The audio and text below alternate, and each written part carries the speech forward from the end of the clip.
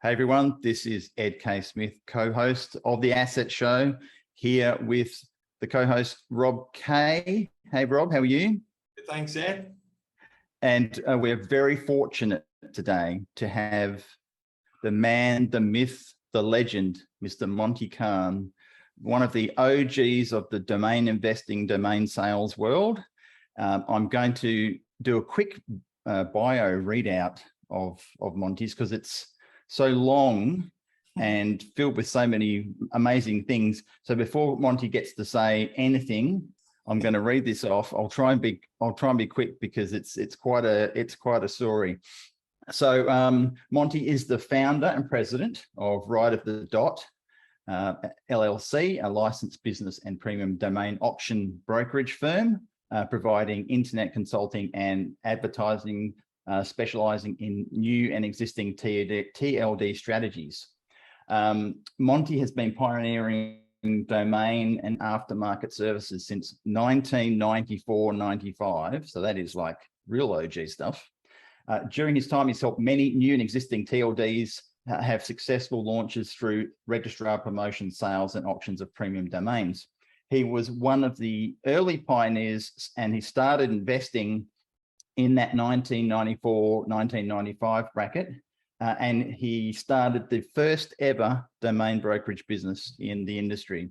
He has successfully sold more than $560 million worth of domain names with his brokerage business and also the auctioning business. He sold names, one of the first domains to sell over $1 million, wallstreet.com, and that was in 1999 with autos.com.au as well for over 2 million, porn.com for 9.5 million, which was a mega sale back then, slots.com for 5.5 million.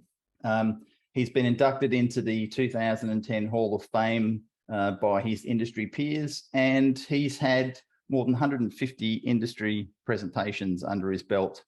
So holy shit. Welcome, Monty. How are you, mate? Thank you so much for having me, and hello to all my friends down under. down under. Down under and up on top. That's it. This is a full circle moment for me, Monty, because I was just saying to Rob the other day that the reason I'm doing what I'm doing today, I could predominantly say is because of you. And I'm embarrassed that I've never had you on my podcast / our podcast that I've been doing for 15 years, because your podcast, Domain Masters, was one I started listening to in around 2002, 2003, that I was educating myself about domain names, listening to your stuff. And then I thought, shit, I should really start one of these, my own podcast of my own. And that's when I started Oz Domainer back in 2007. So I just want to say, thank you, Monty Cahn, for putting me on this path, along with several other domain people, but you were one of the initial people. So it's an honor and a privilege to have you on the show. Well, I really appreciate it. And I'm glad that our contributions and my contributions through the years have helped other domainers and other brokers and other podcasters and webcasters be successful. And we set a lot of foundation things back then that were never thought of, never were in existence back then. Which are now standard today. So people take it, people take it for granted, what we had to go through to invent things and pioneer things back in the 90s and early 2000s to put this industry on the map. So it's a big tribute, not only to myself, but my former development teams and my employees and all my colleagues in the industry, my friends and my competitors that I'm now friends with and everybody. So. Fantastic. Yeah, fantastic. Well said. Well, while we're talking about the mid to late 90s, one of my first questions is basically let's go back to the beginning of the internet while we've got you here, Monty. Can we talk about how you started Moniker.com and snapnames.com back in like 1995, 96? Were these the first domain registrars and drop catchers? So I didn't start Moniker until 2000. Okay. I'll give you a little, I'll go backwards in time a little bit. And Snap Names, I became president of, I did not found it. I Okay. became president of when my company got acquired by oversea.net. Right. So, any case, so when I started in 1995, I registered a couple thousand domain names back then. When I saw domain names as virtual assets, as digital assets, digital real estate, virtual real estate back then. Yeah. There was no Yahoo, there was no Google, there was no pay per click, there was no, there's hardly any advertising. We had CompuServe and Netscape as the browser, and you know, Alta Vista as a pseudo search Web engine. crawler. In the 90s, not in 1995, but a little bit longer than that. Yep. AOL started sending out discs, you Yeah. know, around late 90s, you know, and we were all connected to the internet through telephone lines, if you remember. There was I no do. Yeah. internet, there was no T1 lines, there was no cable, you know, technology. So everything was done through telephone net lines and all that kind of stuff. So when I started buying domain names and being just a business person, I'm not a collector of things necessarily, but I wanted to find a way to monetize it. I looked at domain names as raw real estate. So if you see a piece of raw real estate on, you know, on land by the beach or downtown Perth or Melbourne or Sydney, that's got lots of traffic. Those were the types of names that I went to try to acquire. And I looked at the simulation or the analogy that if you're on a busy street corner, it's the same as having a kick-ass domain name that's getting a lot of type-in traffic. And since there was no monetization back then for traffic, the only way to try to get your money back was to sell your domain names or resell it. No one at the time, after registering names, knew how to sell a domain name, knew what that process was all about, or how to do it, if it was even possible to do it. So that's one of the things I pioneered was making, you know, I contacted Network Solutions, who was the monopoly at the time, found out what it takes to transfer a name from one person to another, and then developed a whole process and system around, you know, what happens if somebody wants to buy the name, how you transfer ownership, and then how that name goes to another party and safely and securely at the time. And was that literally doing it all on paper and pen? All paper. Wow. All paper. So you had to send in a registration form, and also to register names, you had to send in a registration form back then. Wow. You could look up the names on the computer, but you couldn't register the names on the computer. You had to send in a paper form, send it through freaking snail mail, and wait a week to 2 weeks for you to get your answer back. And you know, that's how I started acquiring domain names like that. And doing thousands of them, that's patience. 2,000 over 2 years, let's call it. So at $100 a pop. at that time they were $70 for 2 years. You could not register a name for 1 year. You couldn't register for 10 years. You had to always do 2 years. And and your renewals were 2 years at that time too. Yeah, so, wow. So that, let's call it $140,000 worth of names that I acquired over 2 years. So then before that renewal period started kicking in, it was like, well, what are you going to do to get your money back? You know, do you then you put another $140,000 into it? So there was no marketplace at the time. There was no nobody selling names. So what I did was something just simple, stupid, is I put up a single page and listed all the domain names on one page. And that page was very long because it was, 1,875 names or something.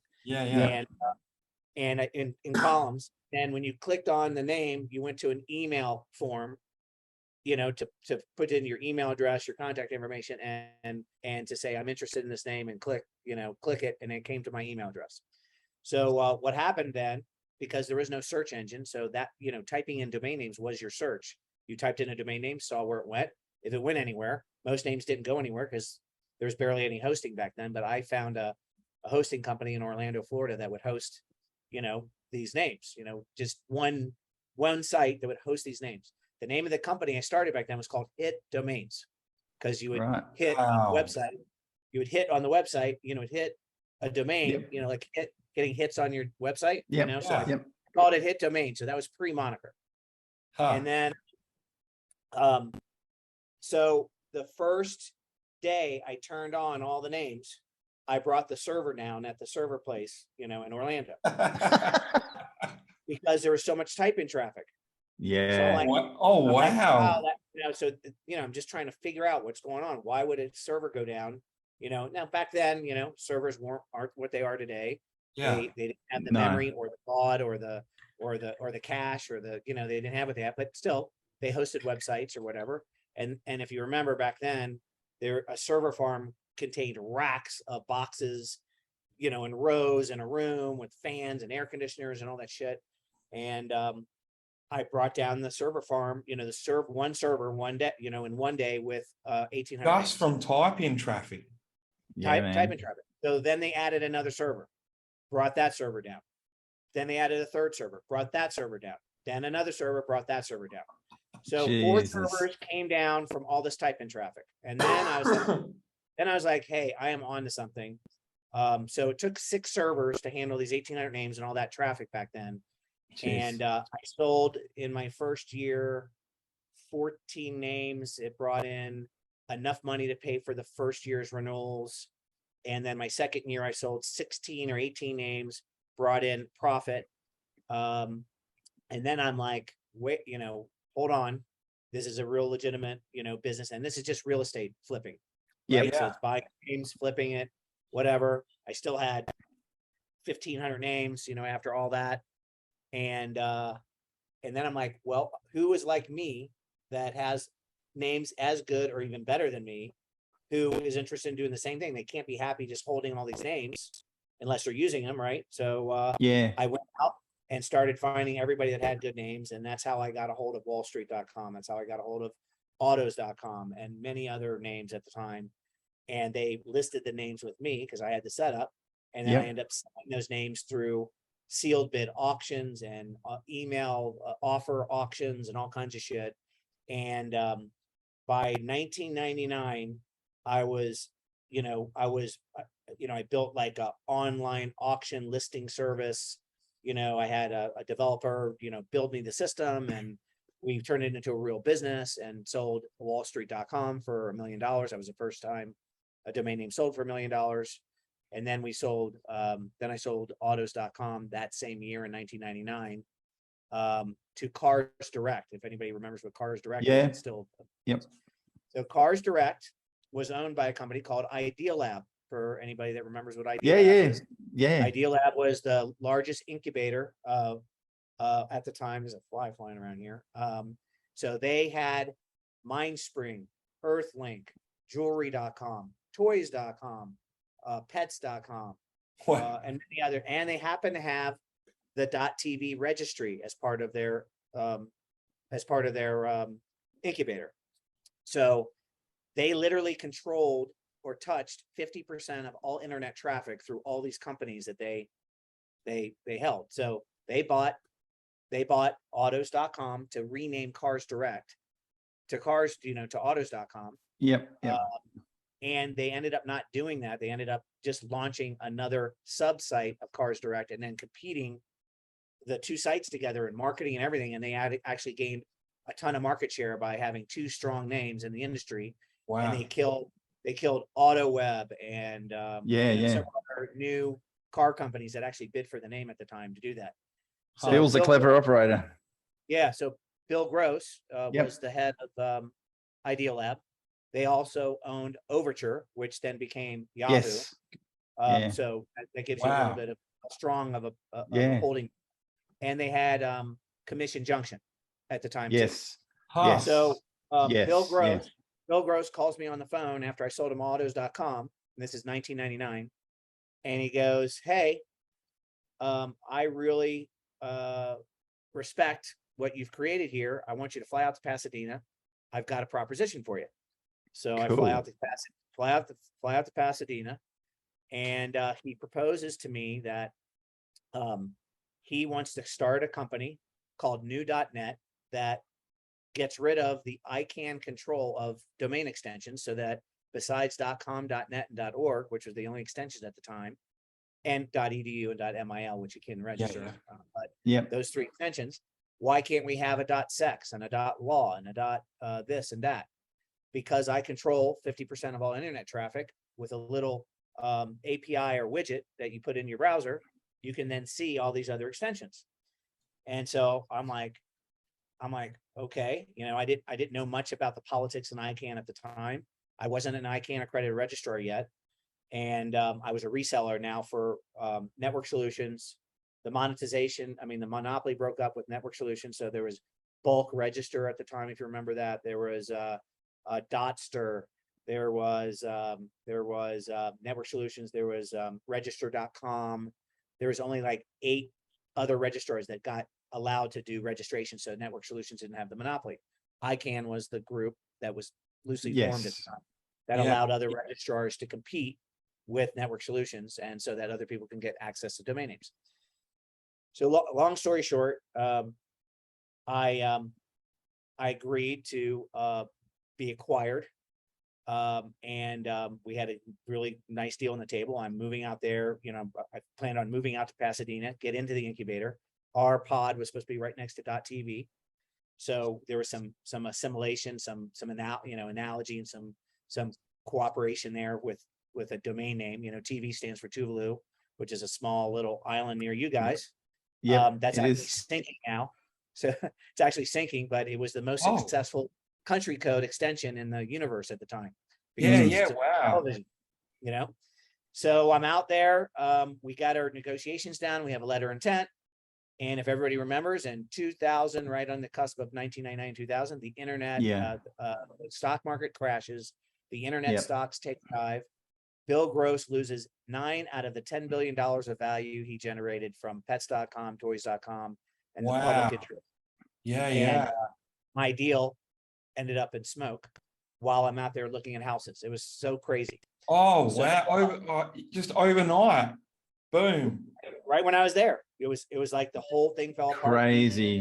He lost $9 billion of his $10 billion value of these internet companies. Not that they were bad, just a lot of them were before their time, and the internet stocks got crushed at the time, if you remember. And people didn't think the internet was going to survive as a result of it. Similar to what people are saying now about NFTs and digital assets, but we know that's not going to happen. So I go back with my tail between my legs. I'm like, well, I still got my business. We don't have that deal on the table anymore. And what am I going to do? So I joined forces with a company that was called Solution Home, that would happen to be in my same neighborhood, basically 10 minutes, 15 minutes away from where I lived. I started this company out of my house in my 3rd bedroom. And Solution Home was, cultivating domain names. They tried to do an appraisal model, but I had an appraisal model too. So we combined our appraisal systems. We joined forces, merged, and became a bigger company, and withstood that period of time that the internet was crashing by helping others with domain names sell their assets so that they get money to survive the recession. And it kept our business in business, and it kept other people who were losing money in business. And so it was like a fate thing that happened. I quit my medical business and I did it full time. And I was the CEO of that company. I was elected to be the CEO. And then Solution Home became Moniker when I acquired a small registrar called My Domain Reg out of Mississauga, Canada. Instead of waiting a year to get accredited, I just bought an accredited registrar and transferred it to the United States and to Florida. And that's how we became Moniker. I renamed the company Moniker.com from Mr. Dom Reg. It had like 1,000 domain names in it. And then within 1 year, we had 300,000 domains under management. When I left Moniker or sold it, we had almost $4 or $5 million under management. And so we were one of the top 3 or 4, fastest growing companies at the time. So that's how Moniker came to be in 1999. Well, in 2000. I was a client back then. Yep. I was a client when you first started. What we did is, because I saw domain names as I didn't see it as just a registrar play. I saw it as an asset. So Moniker became the domainer investor asset company. We called it, a domain asset management company, because we were managing the assets. We were selling the assets. We were then taking the funds from those sales. People would keep it in the pool, registering more names, buy names in the aftermarket. Then I started monetizing traffic. I was one of the first ones to have at the time that Overture feed that became Yahoo, and then we got a Google contract and we started monetizing traffic for type-in domain names. And so we had this whole circle of how to monetize it. I got acquired in 2008 2008. Well, before that, I got acquired in 2004 or 5 by a company called CVast. They had a tier 2 traffic feed called Canoodle. If anybody remembers that feed. Yeah, I do remember that one. Yeah. That was competing or in the same traffic feeds as Genie Knows. There was Canoodle. There was Sex Search. There was, all these different sub feeds beside, Yeah. under Google and under Yahoo. Yeah. All these sub feeds that specialized in, tier 2 traffic. And Yeah. so a company acquired us. I ended up buying the company back from them after 2 years when they didn't go public. They were supposed to go public. And I had an option to buy the company back. So we did at, fraction of what we sold it for. Wow. And then I resold the company again in 2007 to oversee.net. Oversee.net was the largest traffic monetization company. They owned a traffic monetization company called Domain Sponsor. Mhm. They were the largest, probably the largest parking company in the world at the time. Yeah, they were. Yeah. They had a Google feed, they had a Yahoo feed. I started a company called Traffic Club, and I had multiple feeds in this Traffic Club when monetizing domain names. I was one of the only companies that had multiple feeds comparing monetization and would put the domain traffic on the right feed at the right time, at nighttime, during holidays, so that people were getting the most monetization. And we had Hit Farm in there, we had Yahoo, we had Google, we had Sex Search, we had like 5 different feeds, and it would rotate the traffic through all these feeds and get more monetization than anybody. Wow. So they acquired because of that, and because of Moniker and its registrar, and because of our domain aftermarket play, because they owned like 1 million domain names that they acquired, a lot through my brokerage and my auctions that they were monetizing, and they managed about 10 million domain names from customers. So when they acquired me, I became the CEO of that domain side of the business, and they acquired Snap Names 6 months before they acquired me. And I had to take over Snap Names because it was part of my domain. I remember title. that. So I had to make this terrible Devil's Triangle trip every month to from Fort Lauderdale to Portland, Oregon, down to LA, which I had office in LA, office in Portland, Oregon. Snap Names was in Portland. The main sponsor was in LA, and the overseas was in LA, and then back to Fort Lauderdale where Moniker was. And that trip happened every single month for almost. You were racking up the frequent flyers, Monty. You were one of the. Here's Monty. They just had your seat permanently reserved on the planes before you even got there, probably. Oh God, it was crazy, and I was married and divorced because of it, and I was a workaholic. But we did a lot of cool things. We invented the domain auctions. We brought the first live auction to the industry. I had a brokerage pit, just like a stock market pit, with sales guys calling people on the phone, selling domain. We were an ICANN accredited registrar. We were kicking ass there. And, we dominated the traffic shows and the domain shows. And then I spread the auction across the SES conferences and the affiliate summit conferences and the adult conferences and affiliate summits and ad tech and everything. So one year I did 14 auctions in 12 months. It was crazy. Wow. Which is why the segue is that you run the biggest international domain name auction to this day at NamesCon every year, called Right of the Dot. Yeah. We have an auction coming up on September 1st. It's a very premium domain auction, and hopefully you guys post up the link, but anybody that wants to get registered to bid, you go to rotd.com, and you can get registered to bid. The actual auction is taking place on rotd.hibid.com. That's HIBID. And so we've $563 million in domain sales later. We have another big auction coming up for NamesCon, and still doing brokerage. And now I took over .hiphop, the new domain extension. Yes, well done, mate. Bought that a year ago with a partner, and Jeff Newman, who used to run Newstar, is a partner, and a Jenny Watson, who has a publicly traded company that's a digital asset management company also. And so we're really excited about the launch of .hiphop for the hip hop community and industry. Only extension that it gives them identity. So I'm pretty happy about that. Excited. Yeah, that's great.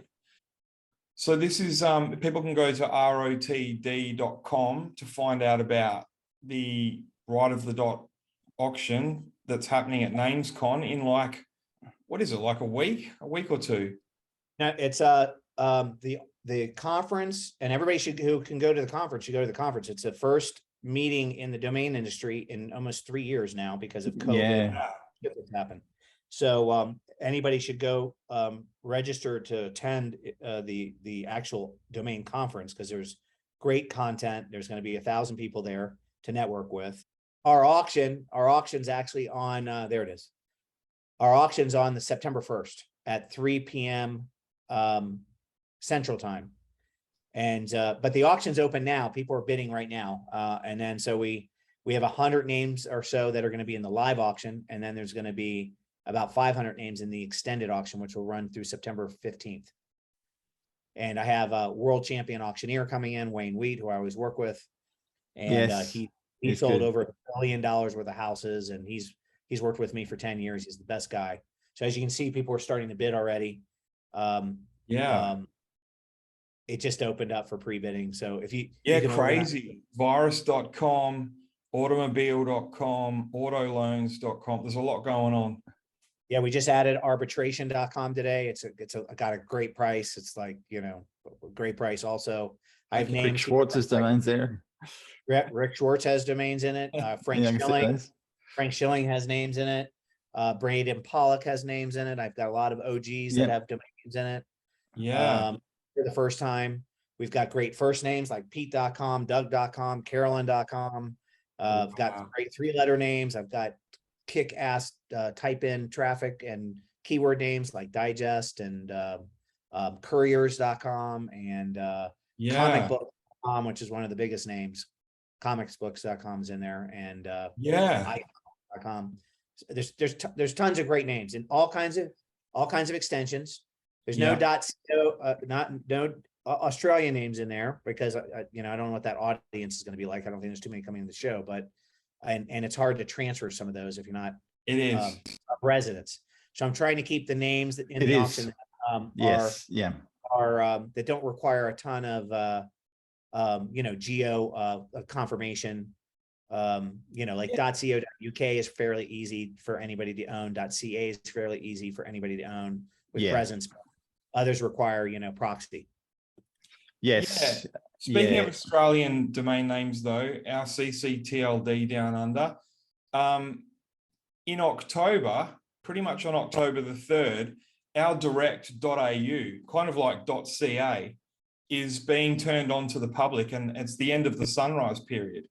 So I guess in future, you might be able to auction off .au at right of the dot, because it's not as stringent and hardcore rules. Like with the .com.au, you do need like an Australian business number, but with direct.au, you just have to have an Australian presence. So that'll be a bit different. So you never know, you might be adding .au in the future. Yeah, hopefully it does better than .uk. So true, we don't know. .co.uk and then they got .uk. And it didn't go over so well. I mean, I don't know what's going to do in the future, but it turns out that .co.uk is still more valuable than .uk's, and that could happen here. I don't know. Every country handles it differently, and hopefully it's successful. I assume they're going to do the same thing and give right to all the .co.au owners. That was quite contentious. We're in the sunrise period since March. And they decided not to give the people who had owned .com.au domain names for 20 years, which is, the majority of the 3 million domain names in Australia that are registered. They decided to make it, if you own a .com.au or a .net.au or a .id.au or a .asn.au, you can all put your hand up and get a token. So it is a bit of a complicated system they've made as well. And so me and Ed have done a show in the past saying that it could be a shit show, and we're about to see if that happens in October when .au is released to the public, where literally anyone can register them and the sunrise period's over. So we will see. We will see, I mate. hope it's successful. So, We do too. and better But- than the UK situation. So Monty, the fact that you've been doing this for 27 odd years, which is scary to say it, I bet when I say it out loud like that, it appears to me you still have a huge passion for domains. I think if you didn't, you couldn't stay in it. Because Rob and I love the space. I've been in it for 20 years, and Rob's been in it for a similar amount of time. And it's one of those things where I don't think you could do it if you didn't love it. What is it that keeps you in the space? What? Because you do other things. You've got ownership in restaurants and different travel destinations and hotel accommodations and other things. So what is it that keeps you so focused and busy in the domain sector? So ironically, I did want to kind of, slow down and kind of push myself out right before COVID hit. So I was starting to figure out how I'm going to wind down. Maybe just do that one auction every year for NamesCon, just to stay in the game and have some fun. And no one knows how to do a live domain auction. Really, it's so much work. And I've been doing it for so long. I just, it's just for somebody to pick up where I left off, it's just not easy. So I was going to wind down, and you're right. I have other ventures. I own a restaurant in Fort Lauderdale, part of a restaurant in Fort Lauderdale, and part of a hotel in Jupiter, Florida. And we're opening up a restaurant, bar, and skydiving activity in Las Vegas, right on Fremont Street. And I have property and investments in Costa Rica. And so I was going to start to slow down and start shifting out of the domain industry, and then start working on the other things. And then COVID hit, and it was like, what the fuck? Excuse my French. It's like, what's going to happen in this industry now? How does this industry keep going when COVID is strapping everybody, and then we have basically recessions and stuff going on. And so I just decided to amp it up a little bit. I sold a couple big domain names in private for people, and it kept my enthusiasm up. And like, look, this is like proved itself out now 3 times in 3 major recessions that domain names hold value. Good times and bad times. You may not get top dollar, but you're going to get a good amount still, and it saves people from bankruptcy and helps fund other projects and puts money to good use and whatever. And people saw it as a buying opportunity as well as a selling opportunity. And so I decided to do an auction in the middle of COVID. Almost 2 years ago. I'm like, NamesCon shut down, everything shut down. And I'm like, we got to keep the market fluid. We got to keep it liquid. And if it's virtual real estate, then why can't we do a virtual auction? And if everybody's on Zoom talking to each other and having meetings and doing their thing, why can't I do that on doing an auction, which I've never really done before? So I'm like, so I got with my auctioneer, Wayne. I'm like, here's what I want to do. He goes, I think it's a great idea. And I flew to College Station, Texas, where the Texas A&M is, which is a huge university, but very connected city in the internet. And we decided to do an auction there and simulate like it was a live auction with a bunch of people in the room, and did a big like Zoom auction, and sold millions of dollars worth of domain names. A big ass list of domain names as usual. And it was a very successful auction, and it was the right injection. It was like an injection of energy into the market when no one knew what to do, because you couldn't meet in person. There's no conferences going on. And there was nobody, there's still online, list stuff for domains, but there's no auctions going on.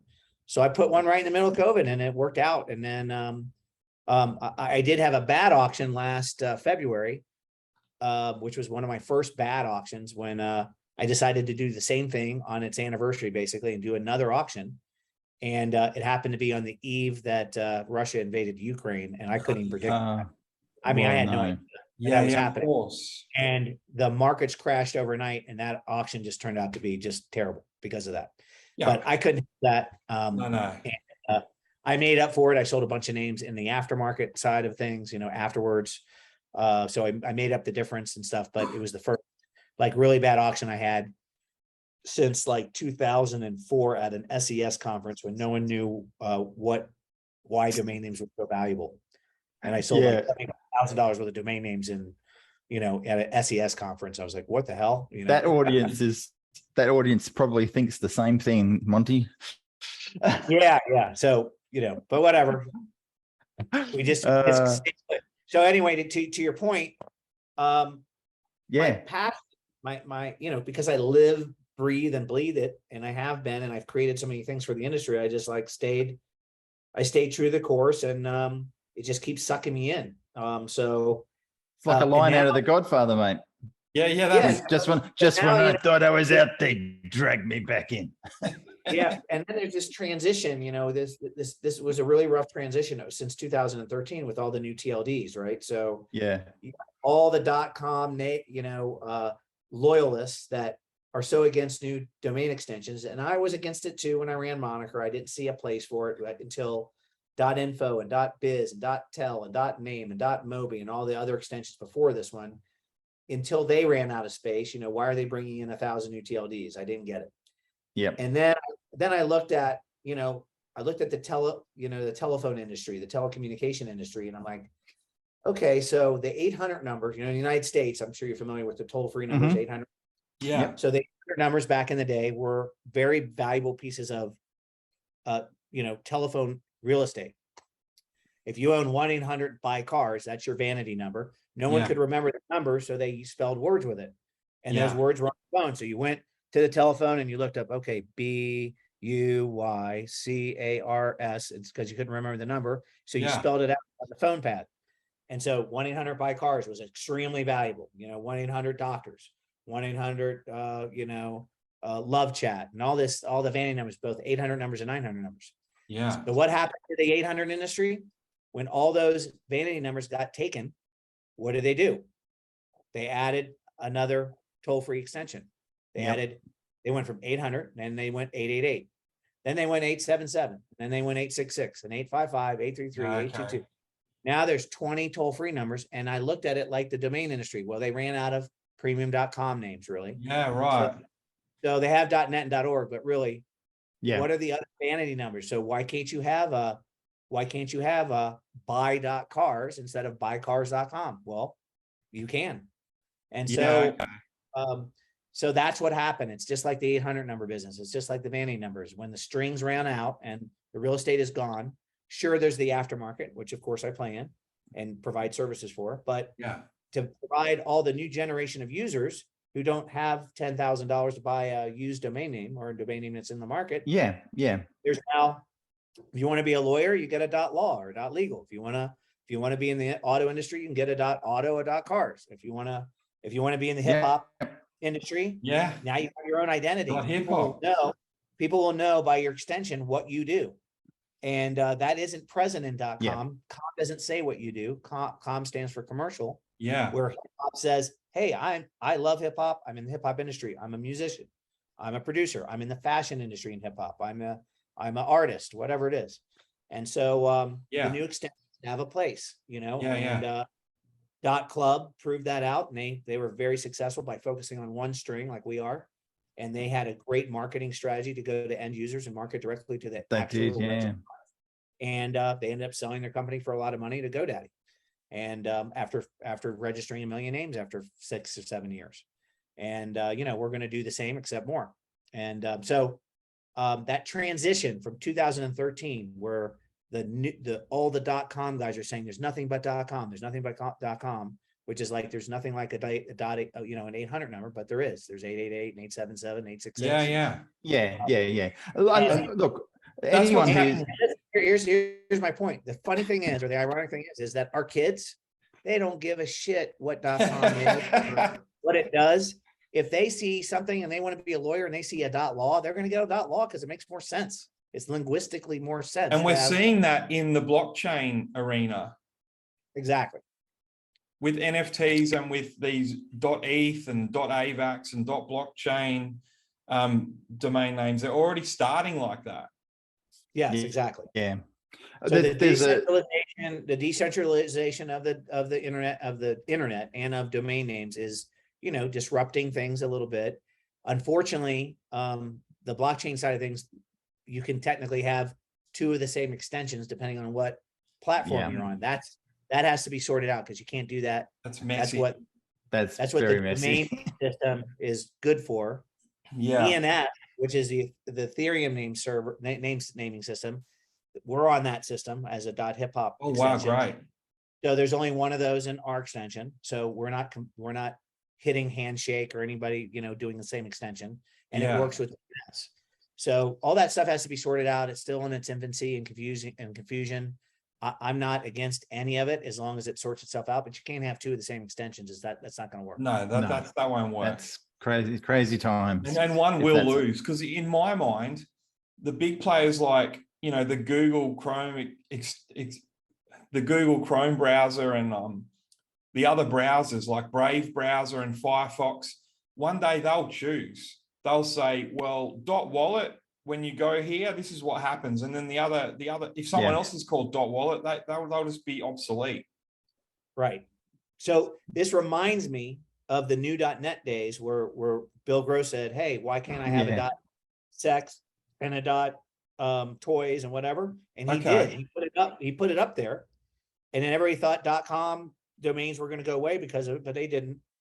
But what they did, they put this widget on everybody's browser, on this on their browser, so it recognized the names, and then they discovered they could monetize traffic that way. So the whole business shifted to monetization of park traffic because of that widget instead of registering new domain names. And now, full circle, 20 years later, the same thing is happening with ETH. And that's right, where you've got to install an extension to be able to see it. Right. Wow. It may or may not take. I'm not sure, but if you have if you have a ENS extension, it'll work on DNS, and so you don't have to worry about it. Like Hiphop is on ENS and DNS. Contracted. We're blockchain enabled. We're going to do some really cool shit with tokenization of music and art and all kinds of stuff because of the technology behind it and being on the blockchain. Yeah, and, awesome. I think that stuff's going to survive when it cohabitates with DNS. That's right, and that's the power of these ENS names and blockchain extensions, because back in the 20 years ago, .hiphop could have only literally been your domain name, your website and your email extension. But now, if you're on the blockchain, your .hiphop extension can also be the wallet where you pay for the music. Absolutely, where your NFTs are stored. Exactly. So imagine in our world with .hiphop, where music is made out of people's garages in their basement, hip hop artists, and they try to become famous on YouTube, like Lil Baby did, and where they started making money on YouTube first, and then they get a record contract. So imagine dropping their first album or song into an NFT that's tokenized. They share the token, and in the token is an exact revenue distribution model that's embedded into the token and the smart contract that says every time this is shared with another wallet, I get $1. Every time it's shared with another wallet, I get $1. Then that owner can add 10 cents to it. And then it becomes this big legalized and legitimate pyramid situation. Everybody gets paid what they're supposed to. You can't defraud it. You can't hijack it. You can't. If any portion of the music is played in a commercial in China, if somebody gets paid for it, you can't plagiarize it. And so that's the kind of stuff that we're going to be doing. As a former professional musician myself, in my 20s, I always hated how played with AC/DC, didn't you? I wish I didn't, but better. He had the better band. Shout out he had to a better AC/DC. band. Akadaka, as we call them. We wish we were AC/DC, but there were 5 record labels that were trying to sign my band in the early 2000s in New York, including like Columbia Records and all those big guys. They were flying us over like from Australia to America and in jets and picking us up in limos, and we were wet behind the ears and didn't understand that we'd be paying for that, and we'd only be getting 5 or 10% of the sales, like Right. of the CDs, and it's an advance, and you have to pay it back. And we didn't get that. So I've always thought, as a former professional musician, that this blockchain and NFT concept for musicians is going to be amazing, including .hiphop, where, like you said, it should be a legalized kind of pyramid where the artists and the record label and the management team and the fans can get involved in it, where the money's leading up, instead of these streaming platforms and just these corporate kind of, all that major record labels were back in the day were banks, and they were taking most of the money. So I think blockchain is going to give artists and musicians back some of the power and the cream. Exactly. Absolutely. That's what we're doing with .hiphop. That's what we're going to do. Right. So it's not just an extension that you're going to be able to, I mean, you can register the name. It's a great investment for the domain investors, because it's going to be big. It's good. The .hiphop names today are going to be worth a lot more in the future, just like .club names were. But you can register your domain name. You can use it for your email. You can have your website. You can have your e-commerce shop. You can sell records the traditional way. But the advantages of being on the ENS system is that we're already blockchain and smart contracted. So we're going to do some really cool shit with music studios that are also on the blockchain, sharing clips of music, copyrighted music that's that's licensed by the owners of that copyright. Yeah. And then allowing people to tokenize their, not only NFTs. I mean, as our saying goes, hip hop more than music. Absolutely, I was just saying that. It's fashion, it's art, it's a way of life, it's attitude. This hip hop generation, hip hop will be 50 years old next year. It's crazy. Yeah, wow. 50 years old. So 50th anniversary of hip hop is happening next year on August 11th, and this whole year is going to be a huge year for us, because we're going to create and ride the coattails of that holiday, and everything that's going to go on with it. And hip hop, hip hop is going to be like the thing for all the hip hop community and industry. So absolutely, we're really excited about the future of that, for sure. Great, mate. Well, we've been talking for we could talk more. We'd need more bourbon. You're drinking bourbon, and I wish I was drinking bourbon, but I'll be drinking bourbon at our auction too. Now. Every time I do an auction, I drink bourbon while I'm doing the auction, just so everybody knows. So it's just what I do. I make sure there's bourbon on that bar, and somebody runs me a bourbon, every however long it is. Well, it works, so you don't want to stop it at this point. And bourbon bourbon makes me a better person anyway, so I can relate. Bourbon is brown water that makes people fun. That's bourbon drinkers exactly know it. Yeah. I've got a cool shirt. It's like one of my favorite shirts. Oh, nice. Drink bourbon and I know things. Exactly. That's brilliant. Yeah. That's definitely Rob and I. When Rob and I get together and drink a bottle of Maker's Mark or whatever it is we're drinking, we're definitely smarter at the end of it than we're at the beginning. Yeah, we come up with and good we pretty ideas. much we solve the world's problems all in an afternoon, don't we, mate? We do. Yeah, sure. So look, I got to say, I know for a fact, and I'm making up this for Monty, that Monty's going to be back on the show for an update later on at some point to sort of see how hip hop's going and other things. Now that we've got the Monty history out of the way and we've captured that, and I know it's been documented a million times before on other podcasts, and I just feel really like a full circle moment, happy now that's been done, because I've sort of questioned myself, why the hell haven't I asked Monty, the guy who got me started, onto the bloody podcast? Anyway, here we are. So we really appreciate you coming on, mate. It's amazing. I appreciate the opportunity. What a ride you've had. I'm in Boulder, Colorado, moving my daughter into college. So okay. Well done. Hey, Josie, I'm not going to be with you tonight because I got an important podcast to do with my brothers up down in that's it. Down under the other side of on the other side of the world, and the actual toilet water, when you flush it, it spins the opposite direction. It does, because It it's going does, through the mate. middle of the world to Yeah, the other yeah. side. And also the levels in the toilet are lower too. Like someone posted this on Twitter the other day and saying, why is the water level in the toilets in America so high compared to Australia where they're like so low? And this whole debate started about why. Hilarious. Well, thanks again, Monty, for coming on. If anyone wants to buy some of these domain names in the auction in September the 2nd, is it? Third. No. Well, the auction's on now. So Oh, bidding is yeah, in progress you can bid. now. Yeah, bid now. Everybody should get registered right now because you can get your Yeah. bids in, put proxy bids in, so it works on your behalf, even if you're not there. And the live auction takes place September the 1st at 3 p.m. Central Standard Time.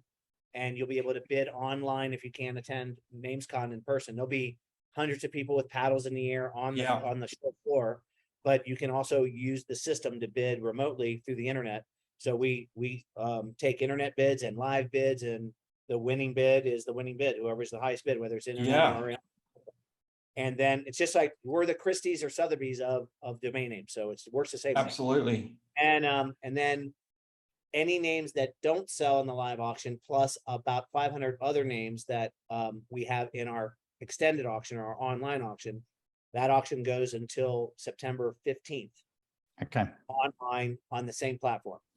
Okay, great. All right, thanks again for coming on, Monty. Everyone should go and register now. The easy way to do it is to go to rotd.com and follow all the links. all the links are on that site, and then you can get registered to bid. We're not really taking submissions anymore because it's only 2 weeks out. But if there's a special super premium domain name, I'll consider it. But we've been marketing all the names that are in the system now, and I won't have a lot of time to market any new submissions unless it's just fucking killer, Yeah. Fair enough. All right. Well, thanks again, Monty. Thanks, Rob, for actually being the person who invited Monty on. Well done, Rob. Well, we needed Monty. We had to have Monty on. If you haven't subscribed to the podcast, located, by the way, what city are you guys? Perth, both in Perth. Perth, Western Australia. Oh, okay, great. I would love to come. I've been invited to come to Australia like 5 or 6 times, and I have not been able to go for one reason or the other. There's been a traffic show down there. I was supposed to run the auction down there, and I've got lots of good friends in the domain industry, but I hope to make it to Australia in the next couple of years for sure. We'll hold you to that, and we will be drinking some bourbon. Yeah, please. That'd be great. Absolutely. So thanks everyone for tuning in. Please subscribe and follow the channel on YouTube and on Spotify if you haven't already. Like it if you like this episode, and why wouldn't you? Because Monty was on it. And we'll see you on the next episode. Thanks everyone, and we'll catch you next time.